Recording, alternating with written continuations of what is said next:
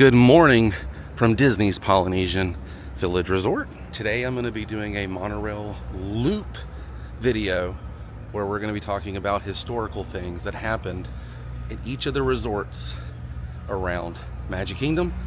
I've done a video pretty much on every single one of these things. So this is just a video of all of those, because there is a loop that you can do where you drink around the monorail loop. Here's one you can do where you go and see pop cultural things that happened. Now, let's take a closer look. Love this resort in the morning time. The Poly. So quiet, peaceful. Well, you got to time travel back to December 29th, 1974. The Samoa building right here is where John Lennon officially ended the Beatles, the biggest band in the world. John Lennon was here with May Ping and his son Julian, and everyone in the Beatles had signed the papers except for John. So they sent the papers here to Florida, and John was here with his son and May Ping, like I said, on a vacation. And the story goes that he lifted his pen, he looked out the window at the castle across Seven Seas Lagoon, and he told her to take a photo, you know, because it was historically significant. And they say that, you know, May Ping says she could see the entire career of the Beatles flashback in his head right before he signed. It's kind of heartbreaking, but it is cool that you can go and visit while you're here in Florida. So we're gonna go over there and visit the room, and I'll show you where you can take a photo. What's crazy is Lennon was just staying in like a regular room. Like, they didn't have the bungalows like they do now, because I believe if Lennon would have stayed here now, you know, in these times, I don't even know if he would stay at the Polynesian Resort. You know, like with Paul McCartney comes to Walt Disney World, I don't think he may stay here, but he might stay in like a presidential suite somewhere. But right over here is the Samoa building. It's right next to the pool. And it's in room 1601 is where they stayed. In 1974, the only two resorts you had out here was the Polynesian, and the contemporary Grand Floridian did not come until 88. But let's go visit the Samoa room. And that would have been his view if he was looking out the room, like they said, and saw the castle and everything. But when you're looking at the castle from the room, you'll kind of see it's hard to really look out and see the castle because it's on the side over here on this building. But nonetheless, there's always a story that goes along with these, you know, historical things that happen in life, like the Beatles breaking up at Walt Disney World. That's it right there, the corner room, 1601. It's right as you walk in. And see, if he would have looked out the window there, he would have been looking at the pool. There's no way you can look at unless he was sitting outside, you know. But it's kind of, I mean, I guess you could back in the day. But this is it. It's right here out front of the Great Ceremonial House. This is it, Samoa.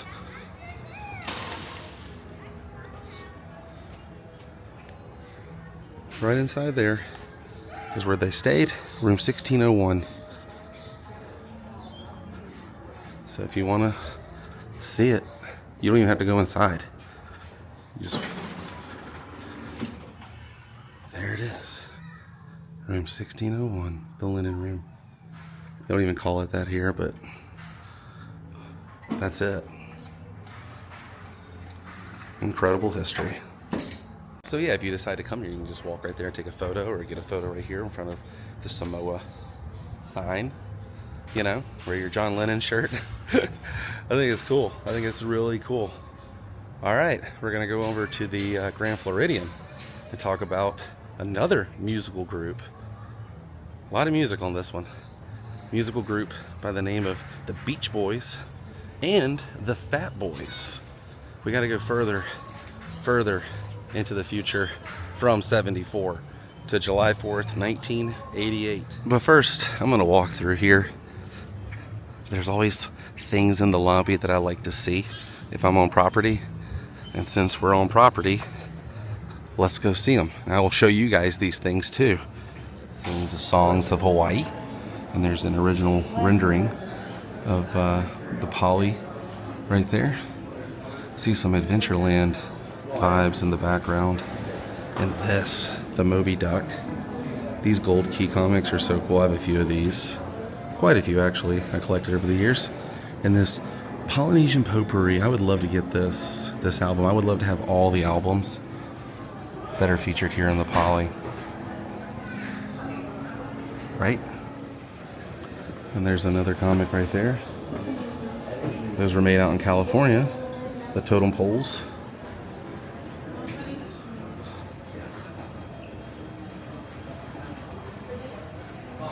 There's Walt and Lillian.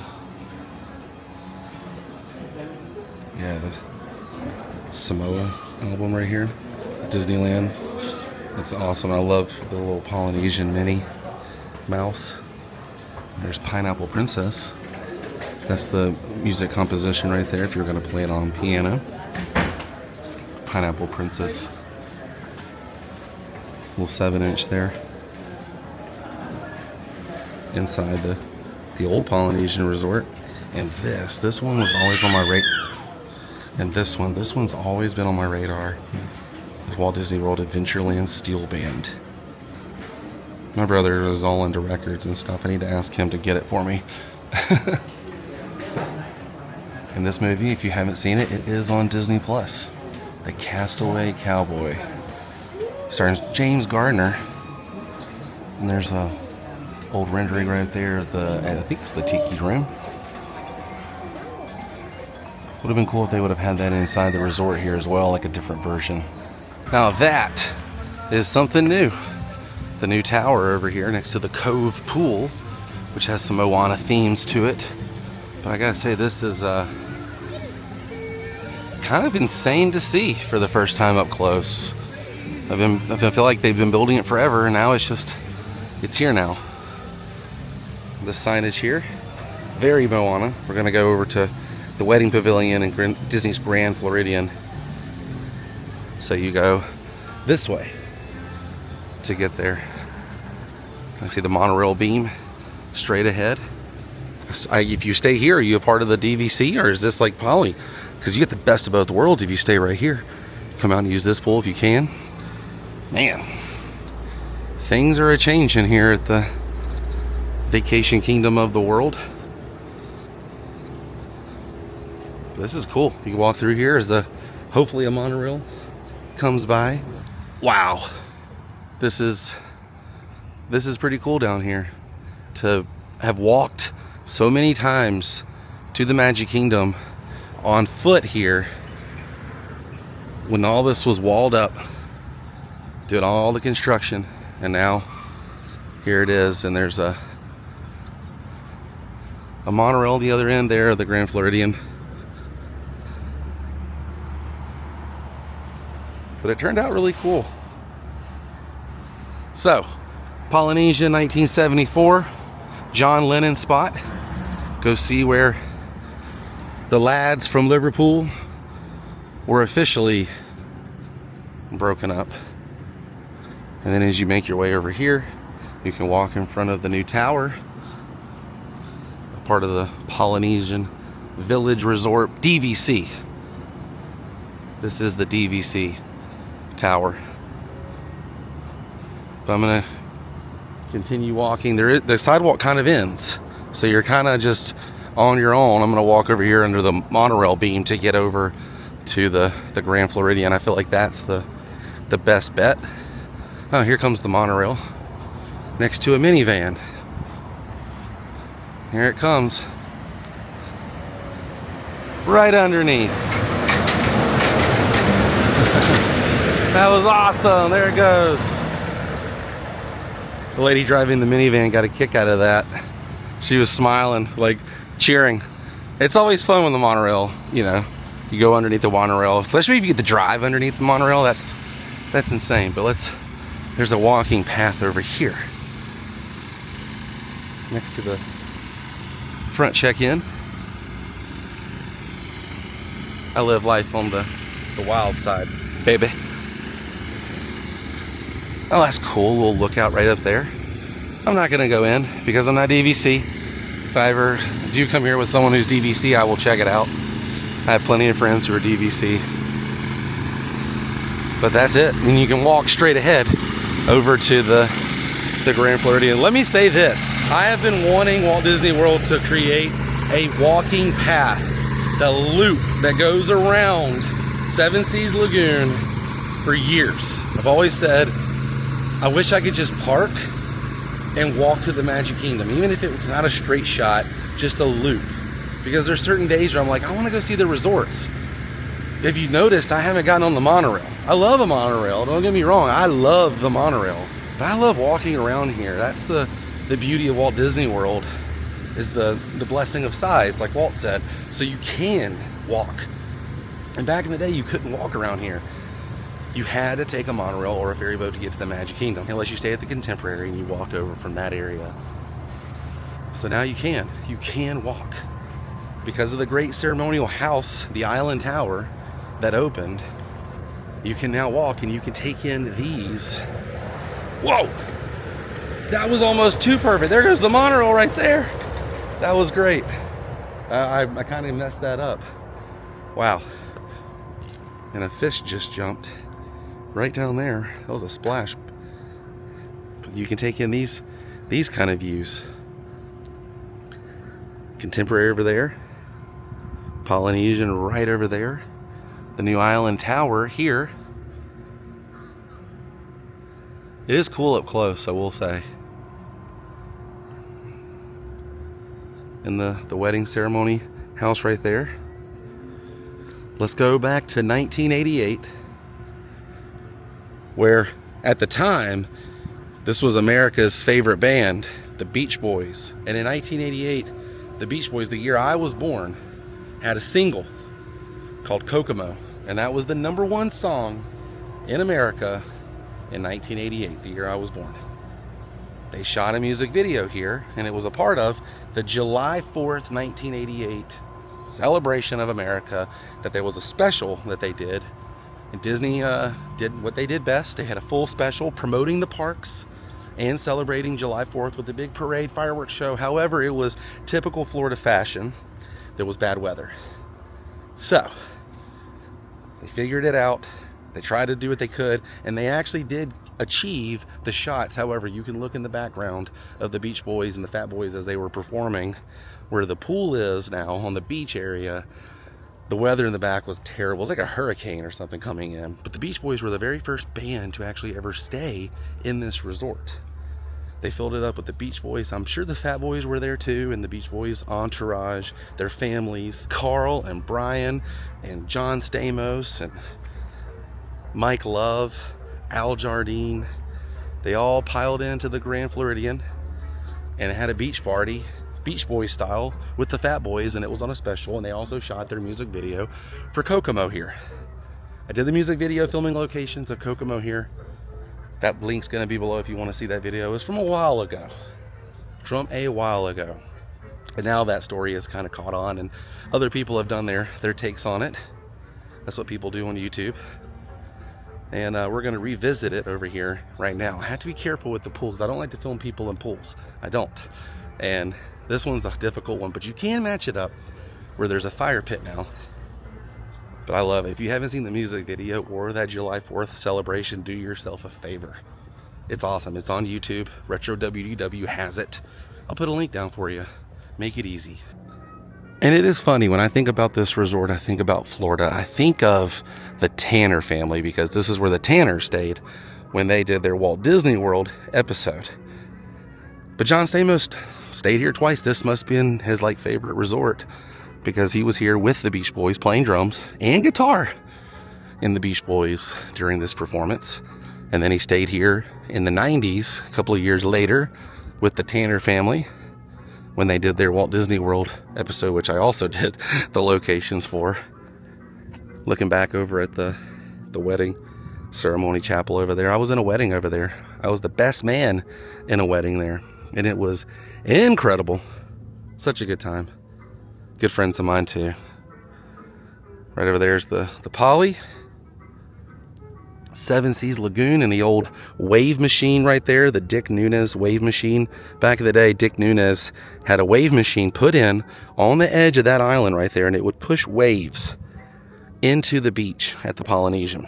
That way you could hang 10 at the Poly. He created real waves like that, like you were out in Hawaii. That's the kind of Disney magic that I think we're missing in this day and age. Stuff like that. Is it hard to keep up? Yeah, but with modern technology, let me tell you something. Seven Seas Lagoon could be a vacation kingdom of the world again. But right over here is our spots. So all the action took place right over there. There's a photo of all the kids. I think they were UCF students. They were all University of Central Florida students who came down like spring break kind of thing, you know, for the July 4th celebration. One took off from school and went to celebrate July 4th for Disney. And you can see the Beach Boys on the sand with Goofy in the crowd. A close-up of all the Beach Boys. Yeah, let's see. Got Al Jardine there. I see Mike Love. I see Carl Wilson. I see Bruce Johnson. John Stamos. And here's a shot of the Grand Floridian where you can see exactly where they were in the middle. But yeah, it took place right over there. So the next time you're over here, you can kind of point out to your friends, hey, I showed you where John Lennon broke up the Beatles, so here's where the Beach Boys made Kokomo. What an amazing, beautiful resort. An even better story that the Beach Boys christened this place, as they should. All right, here comes the monorail, man. I love this.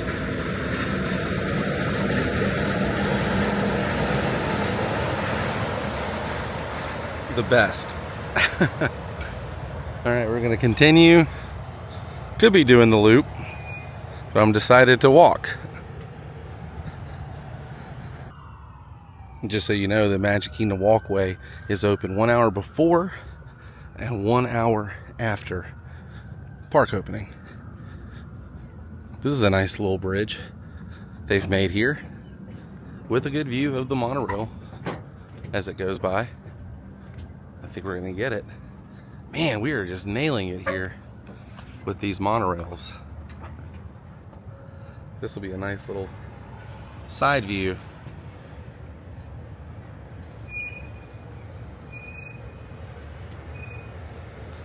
That's great.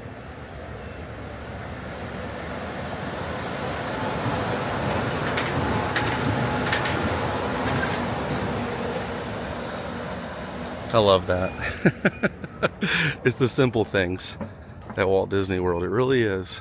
It's a great way to get some steps in. Plus you get a full view of all the resorts. You know, contemporary in the background. I can hear the train in the distance. And the lights down here. This is so nice. This is honestly something I've been kind of hoping would happen for a long time.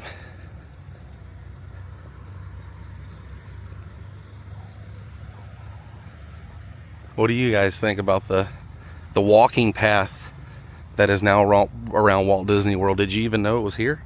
Like, did you even know this was an option? It's kind of nice, like if you're staying at the Grand Floridian or the Contemporary, you can just walk over to the park. Like, I forget that. That's a perk of staying, you know, on the site. Is if you stay in certain resorts over here, you can walk from your resort over to a park. Take in some of the wildlife over here as well. It's like a group of turtles right there on a stump. I see some fish. The world is a carousel of color. That's what I think of.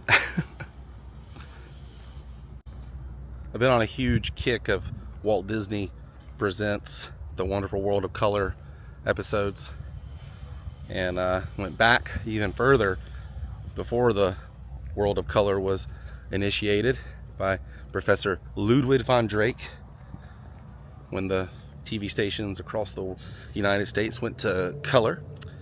And it got me thinking about early Mickey Mouse Club episodes, and I forgot about a TV show that I used to watch as a kid when they had it on Walt Disney in the 90s. It was called Spin and Marty. The Adventures of Spin and Marty. Here comes the monorail again, right up there. You can get awesome photos like this of the monorail. Isn't that cool? Yay, monorail!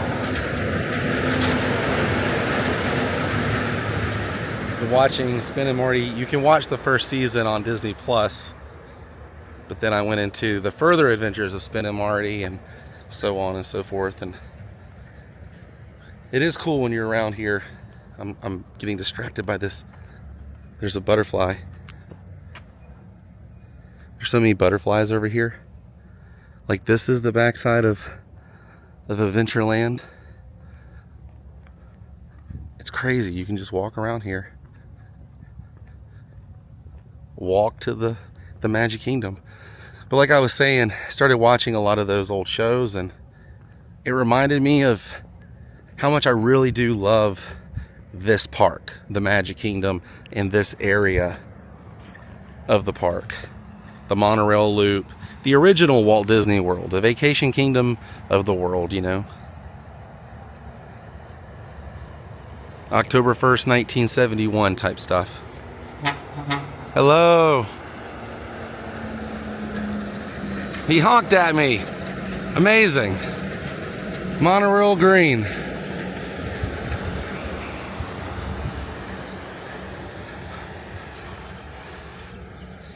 Now this bridge moves, obviously, so they can get the electric water pageant out.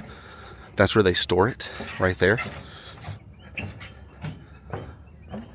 Magic Kingdom is kind of an island out here. It's the way I always thought about it as a kid. You got to take a monorail or a boat to get to the Magic Kingdom on that island.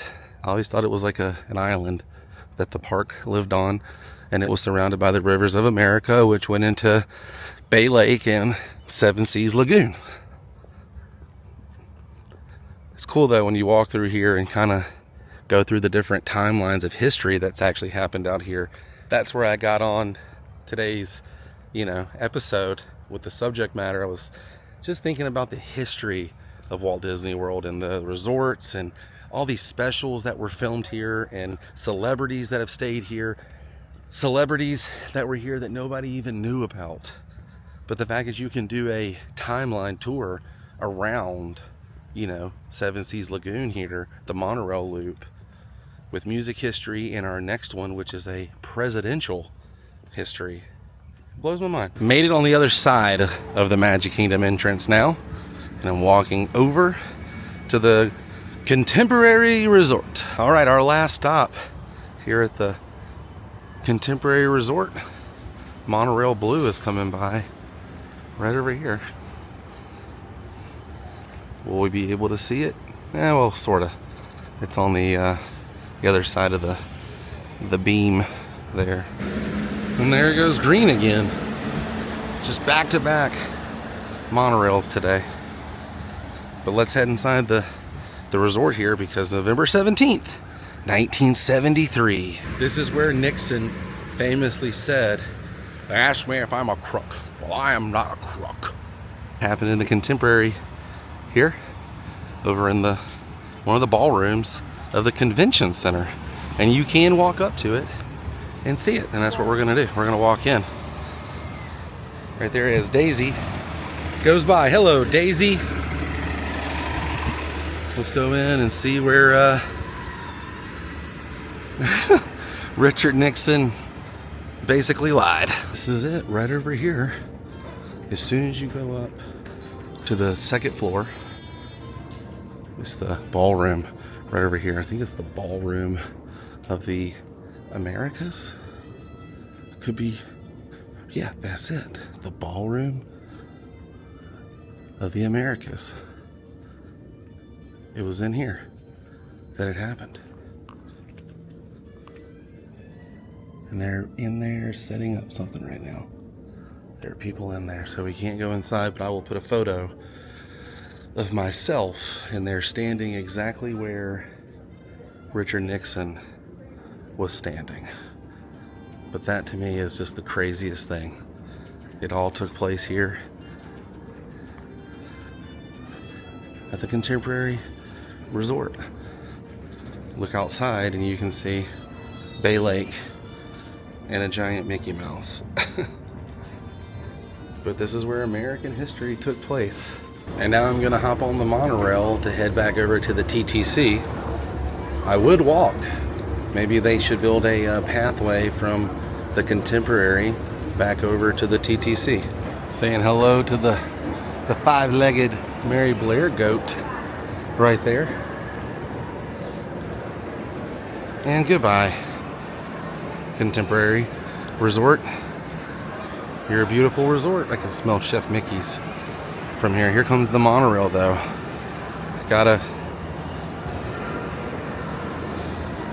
Oh, double monorail there. That one goes as this one pulls into the station.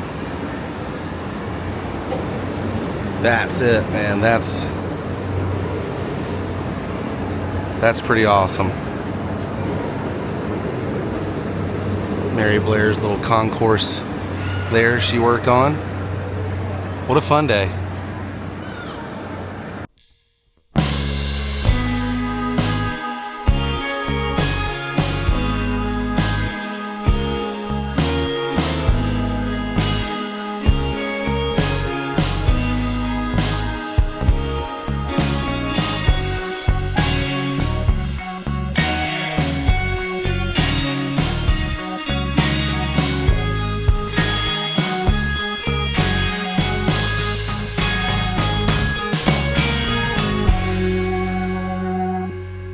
So the next time you want to take a monorail loop, either do it on the monorail or by foot like I did, and you can visit all those spots. But I'll see you guys on the next episode where Paul McCartney and I ride the monorail together. Till then, stay weird. Goodbye.